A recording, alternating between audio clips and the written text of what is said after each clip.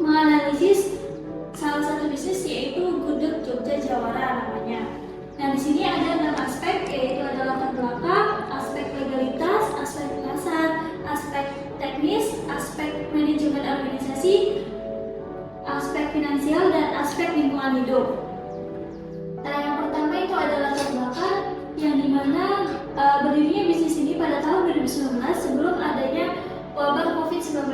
Awal mula yang dilakukan Ibu Yanti ini menjual tahu tempe bacem, yang dimana salah satu menu gudeg. Lalu banyak konsumen yang request menjual telur dan gulingnya. Namun terdapat kendala pada Ibu Yanti untuk membuat gudeg, maka Ibu Yanti belajar memasak gudeg ke salah satu keponakannya di Yogyakarta yang bekerja di restoran gudeg ternama. Kemudian setelah itu Ibu Yanti mencoba membuat gudeg dengan percaya diri untuk menjual gudeg tersebut. Pada akhirnya banyak yang menyukai masakan gudeg Ibu Yanti hingga mendapatkan pesanan paket gudeg yang pertama kalinya untuk acara pengajian pernikahan. Maka disitulah bisnis gudeg Ibu Yanti dikenal banyak masyarakat dengan nama Gudeg Jogja Jawara.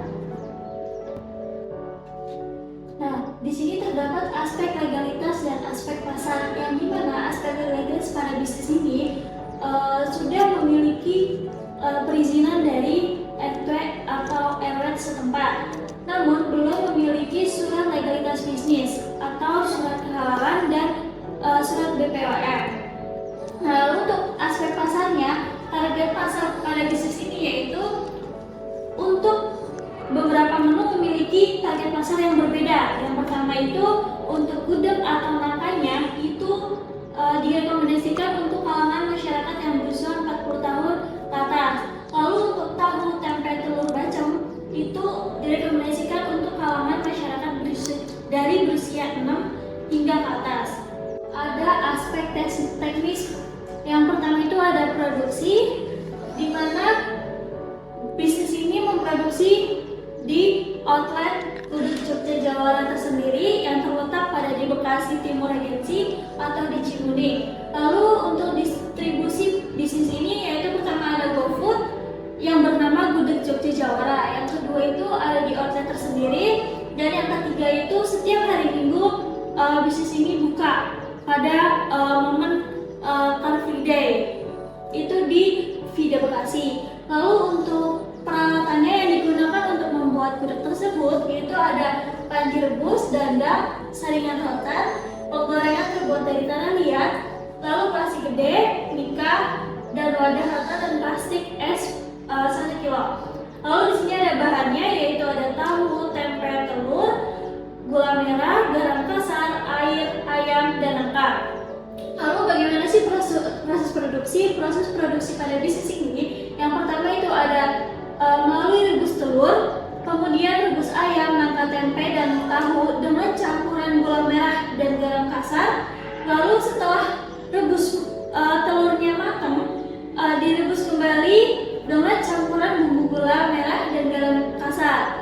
Lalu setelah semuanya sudah direbus, itu ada saring semua olahan hingga tidak berair. Setelah itu khusus untuk nangkanya direkomendasikan untuk oseng nangkanya hingga wangi, dan untuk tahu dan tempenya itu digoreng sehingga terlihat gurih.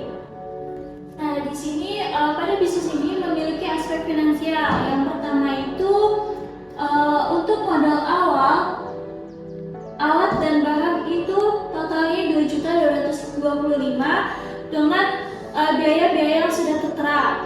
Lalu kedua, untuk total biaya operasional tersendiri itu totalnya 2.275.000 dan total pengeluaran per bulan itu 4.500.000, dan untuk harga penjualannya setiap bulan itu bisa mencakup 200 piece gudeg dengan harga per satuannya itu 35.000. Totalnya satu bulan itu bisa mencapai 7 juta. Lalu untuk pengeluarannya yaitu yang tadi 4.500.000 mengurangi yaitu senilai 2.500.000 itu untuk laba bersihnya, dan untuk laba kotornya pada bisnis ini per bulan itu sebesar 7 juta, dan untuk laba bersihnya itu sebesar 2.500.000 per bulan.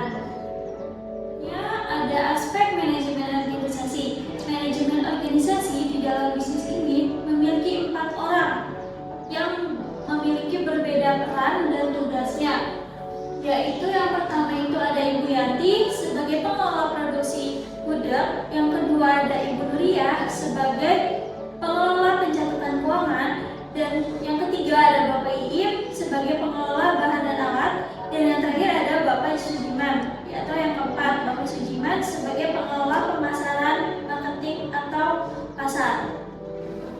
Selanjutnya ada aspek lingkungan hidup, di mana dalam proses produksi gudeg ini dipastikan menggunakan bahan dan alat yang bersih atau steril dan kondisinya dapur yang bersih, karena adanya kegiatan rutin pembersihan tempat atau alat setelah memproduksi. Kemudian untuk pembuangan sampah atau limbah seperti kulit nangka, pembuangan air, dan bungkus kemasan lainnya sudah memiliki wadah khusus limbah, dan dipastikan lingkungan sekitar terhadap limbah produksi gudeg ini tidak mencemarkan lingkungan sekitar. Nah, dapat disimpulkan bahwa bisnis gudeg Jawara Jogja ini bisa dinyatakan layak dengan rekomendasi perbaikan pada aspek legalitas dan pengembangan strategi pertumbuhan jangka panjang, karena sudah memiliki salah satu perizinan, yaitu dari RT RW. Hanya saja untuk surat BPOM dan legalitas bisnis masih akan diproses. Lalu bisnis ini memiliki target pasar yang cukup baik dan pemasaran marketingnya cukup baik karena sudah berbasis online, tidak hanya secara offline, dan memiliki pelanggan yang cukup banyak. Dalam produksi gudeg ini juga dapat diapresiasi karena menggunakan tempat, bahan, dan alat yang bersih dan steril. Selain itu, bisnis ini dapat dijadikan inspiratif bisnis lainnya karena memiliki aspek manajemen organisasi yang cukup tersusun dan memiliki aspek lingkungan hidup yang baik. Kurang lebihnya, mohon maaf. Bila yang bisa dilihat, wassalamualaikum warahmatullahi wabarakatuh.